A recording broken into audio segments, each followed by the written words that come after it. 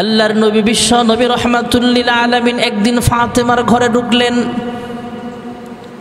সালাম বিনিময়ের উপর ফাতেমা ডাক দেয়া কয়, আব্বা জান, ইয়া রাসূলুল্লাহ, ইয়া হাবিবাল্লাহ। ওগো আব্বা জান, ওগো আল্লাহর হাবিব, অন্যদিন যখন আপনার চেহারার দিকে তাকাই অনেক সময় বিভিন্ন পেরেশানির ছাপ আপনার চেহারায় পাওয়া যায়। বিভিন্ন কারণে আপনার চেহারা মলিন দেখা যায় অনেক সময়, কিন্তু আজকে আপনার চেহারাটা অনেক খুশি খুশি দেখা যায়। কি ব্যাপার, কি হয়েছে বলেন। আল্লাহর হাবিব রাহমাতুল লিল আলামিন জানায়া দিলেন, হ্যাঁ ফাতেমা শোনো, হ্যাঁ আমার মেয়ে শোনো, মহান আল্লাহর পক্ষ থেকে শুনে আসলাম, জান্নাতি নারীদের সর্দারিনী হইবা তুমি ফাতেমা। ফাতেমা শুনে অত্যন্ত খুশি হয়ে গেল, আলহামদুলিল্লাহ বলে শুকরিয়া আদায় করে নিল। আল্লাহর হাবিব জানায়া দিলেন, ফাতেমা শোনো, এ আমার মেয়ে শোনো, তুমি জান্নাতের নারীদের সর্দারিনী হবা ঠিক আছে, তবে তোমার আগে জান্নাতে যাবে একজন কাঠুরিয়ার বিবি, গরিব একজন মহিলা, সে তোমার আগে জান্নাতের মেহমান হয়ে যাবে।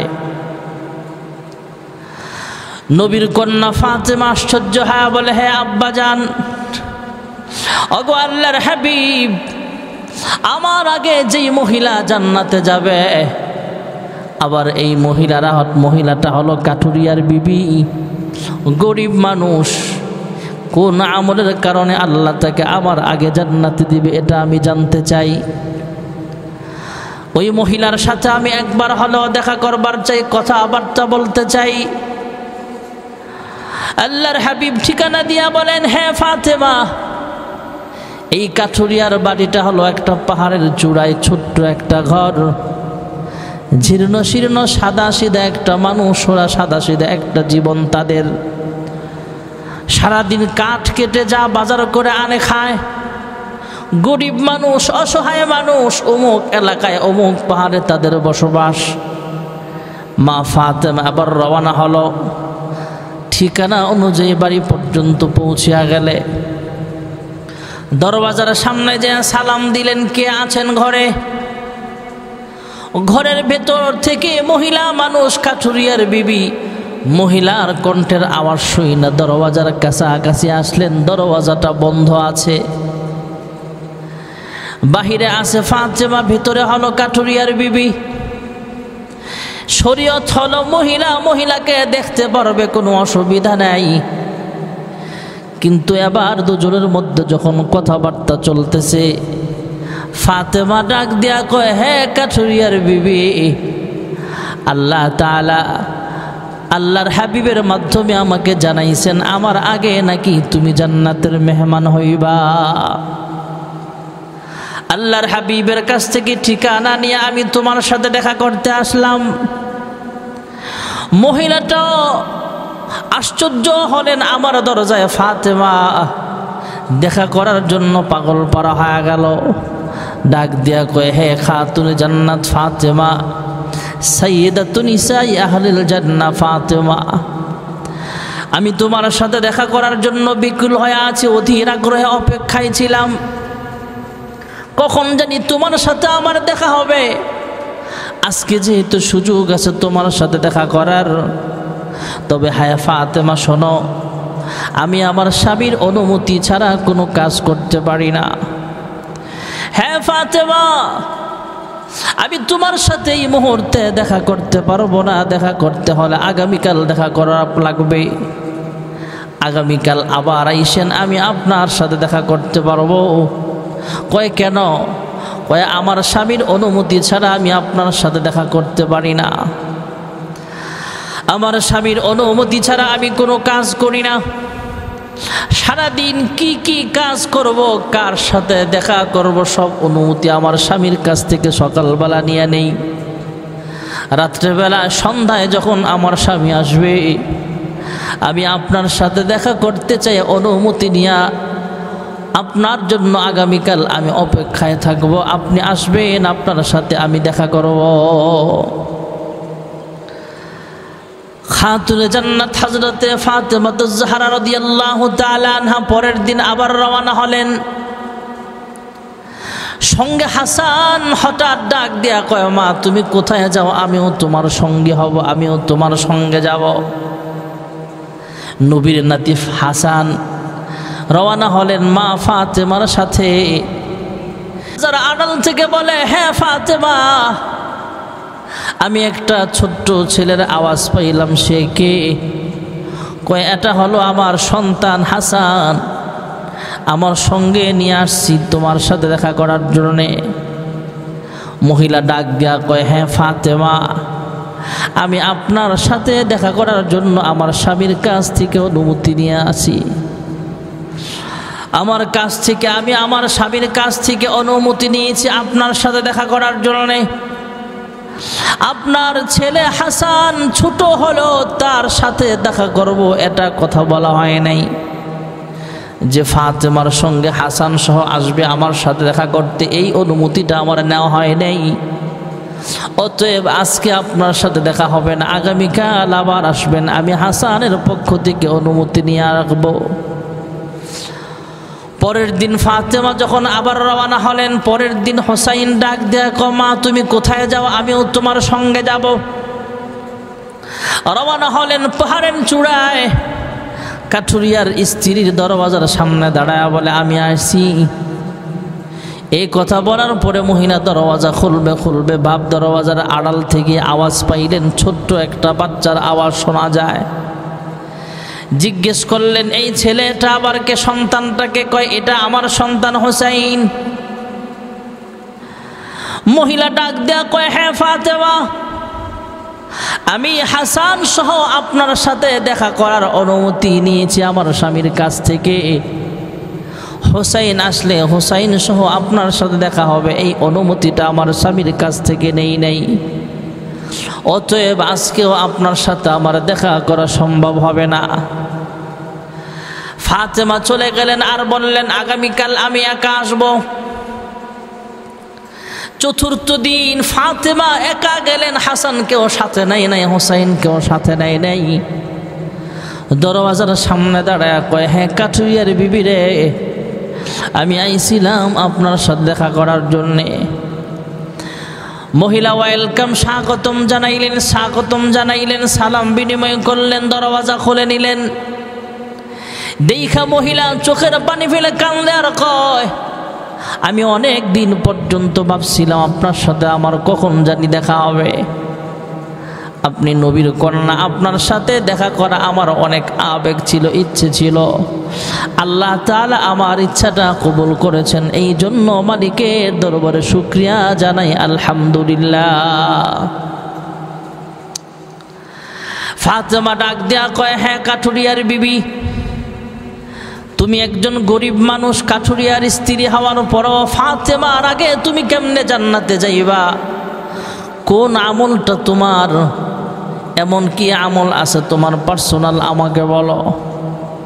মহিলা ডাক দিয়া কয়, হ্যাঁ ফাতেমা শোনো, আমার পার্সোনাল কোনো আমল নাই, তবে আমার স্বামীর অনুমতি ছাড়া আমি কোনো কাজ করি না।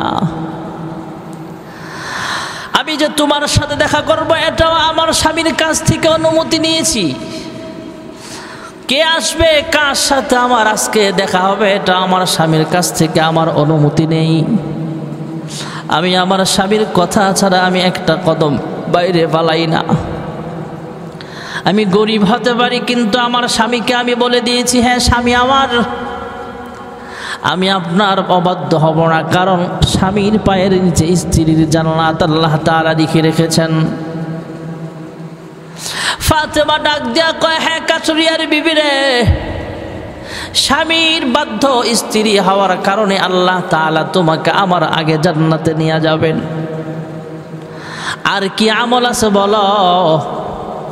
ওই যে তোমার রুমের কোণার মধ্যে রশি দেখা যায়, আবার একটা লাঠিও দেখা যায়, আবার একটা চাকুও দেখা যায়, কি হয়েছে এগুলো দিয়া তুমি কি করো?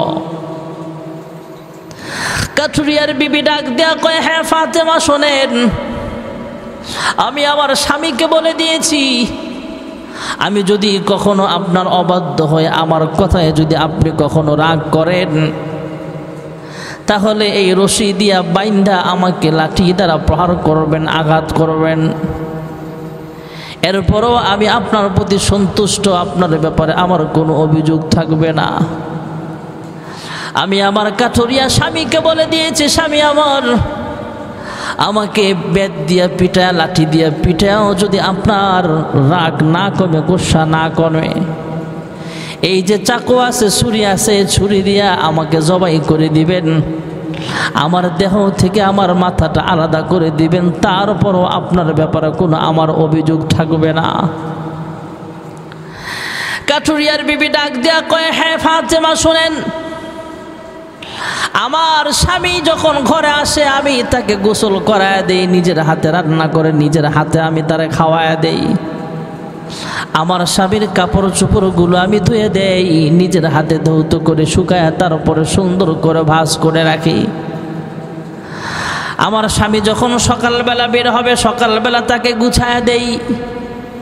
আমি স্বামীর অনুমতি ছাড়া কোনো কাজ করি না, আমি স্বামীর অনুমতি নিয়ে কাজ করি, আমার স্বামীর অবাধ্য হই না।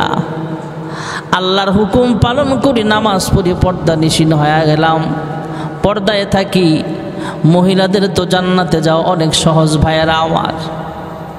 মহিলা ডাক দিয়া কয়, হ্যাঁ ফাতেমা, আমি আমার স্বামীর খেদমত করার কারণে মহান আল্লাহ রাব্বুল আলামিন ফাতেমার সাথে জান্নাতের মেহমান বানায়া দিবেন, এটা খুশির সংবাদ, আলহামদুলিল্লাহ।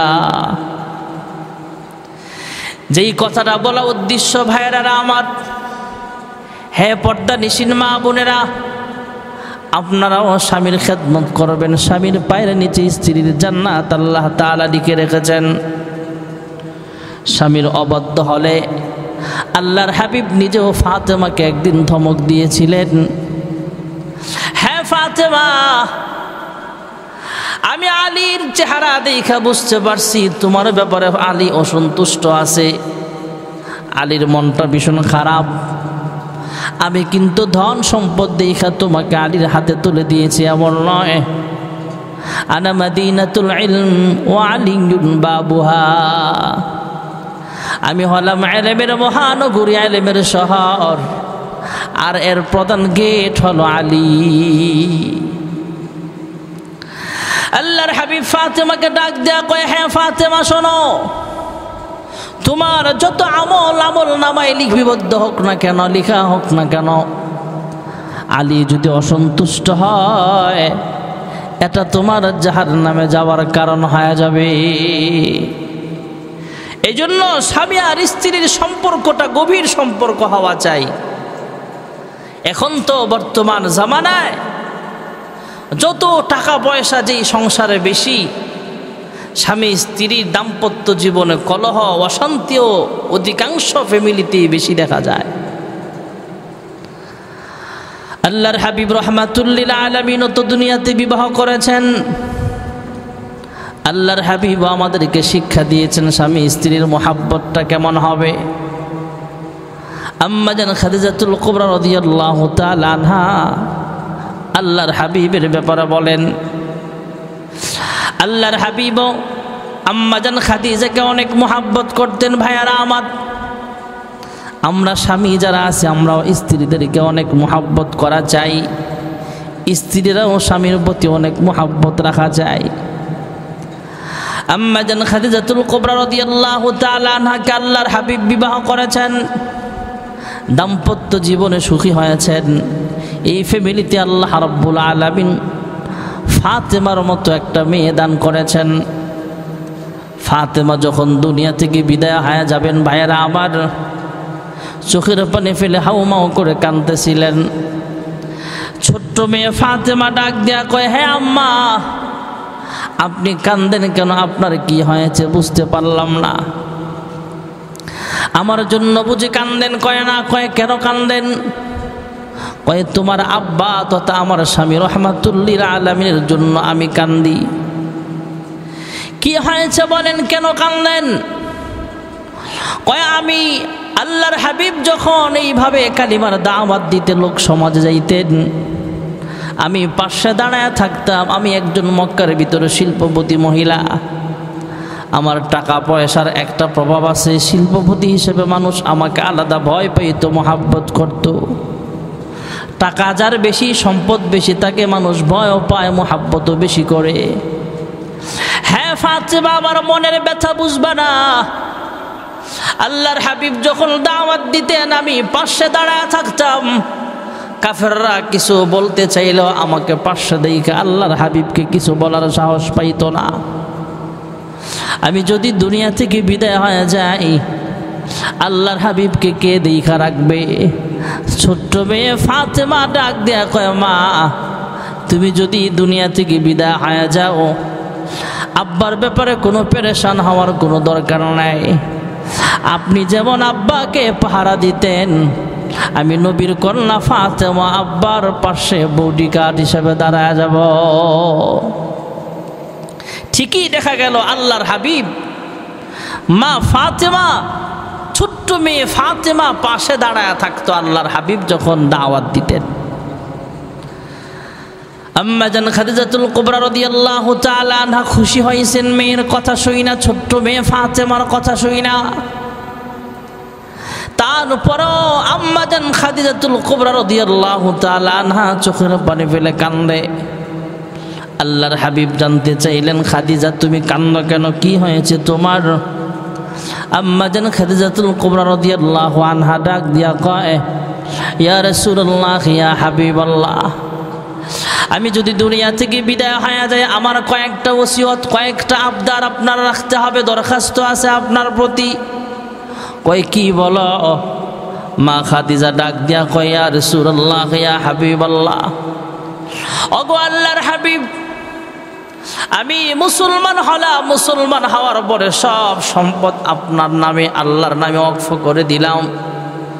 আল্লাহ এবং তার রাসূলের নামে সব সম্পদ আমি ওয়াকফ করে দিলাম। ওগো আল্লাহর হাবিব, আপনার কাছে আমার দরখাস্ত হলো, আমি দুনিয়া থেকে বিদায় হয়ে গেলে আমার জানাজার নামাজের ইমামতিটা আপনি নিজে করবেন। কবরে দাফন করার সময় আমার কাফনের কাপড়ের সাথে পেঁচায়া আপনার একটা জামা মুবারক, জুব্বা মুবারক আপনি পেঁচায়া কবরে আমাকে দাফন করবেন। এরপরে কবরও দাফন করার পরে সবাই চলে আসলেও আপনি কিন্তু চলে আসবেন না। ওগো আমার প্রাণের স্বামী গো, ইয়া রাসূলুল্লাহ, ইয়া হাবিবাল্লাহ, দাফন করার পর সবাই চলে আসলো, আপনি একটু কবরস্থানের পাশে দাঁড়ায় থাকবেন। এর কারণ হলো আসমানের ফেরেশতারা যখন আমার কবরে আসবে 3 প্রশ্ন করার জন্য। মার রাব্বুকা ওয়া মা দীনুকা ওয়া মান হাজার রাজুলু আল্লাযী বুইসা ফীকুম। কবরে যখন প্রশ্ন করার জন্য ফেরেশতারা আসবে, আমি খাদিজা যদি প্রশ্নের জবাব দিতে আটকায়া যাই, আমার পক্ষ হয়ে আপনি আমার প্রশ্নের জবাবগুলো আপনি একটু দিয়া দিবেন। ওগো আমার স্বামী গো, এই আবদার রাখতে হবে আপনার। ফেরেশতাদের প্রশ্নের জবাব দিতে যায় যদি আমি আটকায়া যাই, তাহলে আমার পক্ষ থেকে ফেরেশতাদের প্রশ্নের জবাবগুলো আপনি দিয়া দিবেন।